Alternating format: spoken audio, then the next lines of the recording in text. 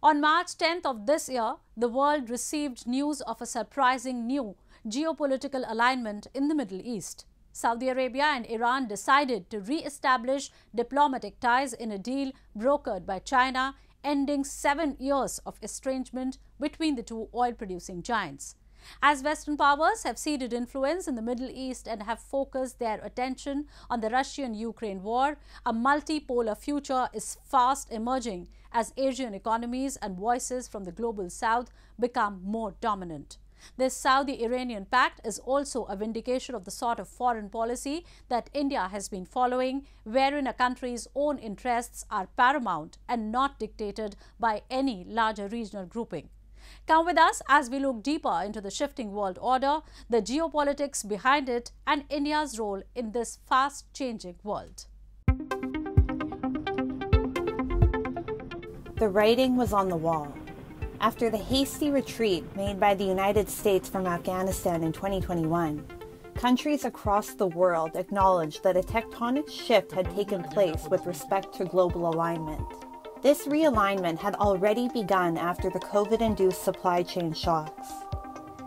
The sloppy, hasty withdrawal of a superpower from a country that was vulnerable to fanatics and drug overlords confirmed a shifting global geopolitical order.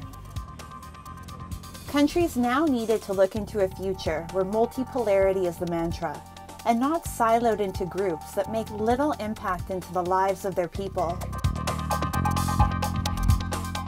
If countries in Europe and the West and the United States are so concerned, why don't they allow Iranian oil to come into the market? Why don't they allow Venezuelan oil to come into the market? I mean, they've squeezed every other source of oil we have, and then say, okay, guys, you must not go into the market and guess the best deal for your people. I don't think that's a very fair approach. The new Saudi-Iran pact will mean less violence in the region. Iran will pledge to halt any attacks on Saudi Arabia, and in return, Saudi Arabia will reopen embassies in Iran.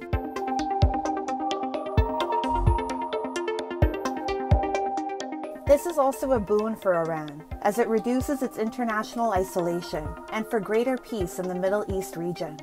It is critical to note that the Saudis went ahead with this deal, knowing that the United States and its allies have sanctions in place over Iran's civil nuclear program.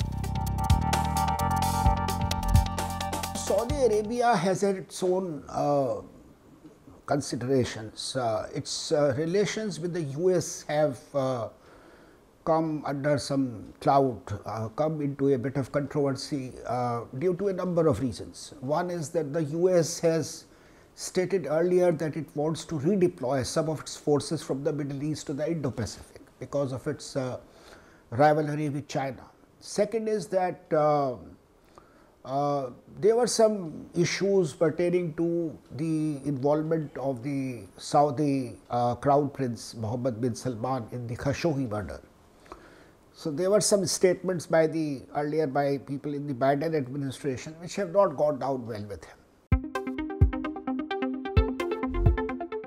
Saudi Arabia's decision to follow its own independent foreign policy is similar to India's approach. India has close links with countries like Russia and Iran, both under sanctions from the West. Somewhere Europe has to grow out of the mindset that Europe's problems are the world's problems, but the world's problems are not Europe's problems.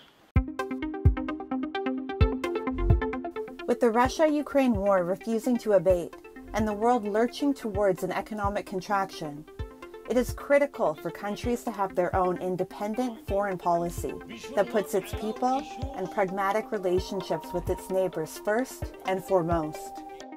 The Saudi-Iran pact shows that the arc of influence of Western powers is not the same as it used to be. With the burgeoning growth of the global South, voices that were part of a supporting act in the past are now finding themselves in a leading role. Multipolar groupings like the Brazil, Russia, India, and China, or BRICS nations as they are popularly called, are as important as the Quad grouping of India, Australia, Japan, and America.